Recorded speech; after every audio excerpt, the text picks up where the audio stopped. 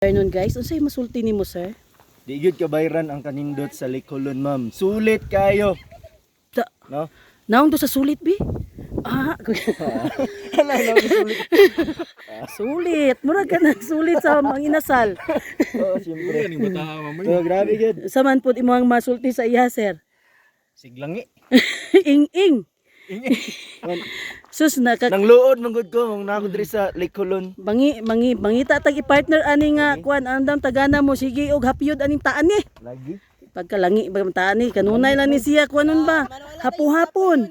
Yes. Ma'am, gabi niyo ka-bless ano inyong lugar. Kuan siya Correct. kanang relaxing, makabalik sa energy. Correct. Kung sa kakapoy ang pagsaka, mao Hindi po kay ang natabian pagbabalik kini sa bataan ni. energy. Sige tabi. May hot Thank you Lord. Thank you kayo Lord. wala pa na open kasi yung dati nakapunta ako doon.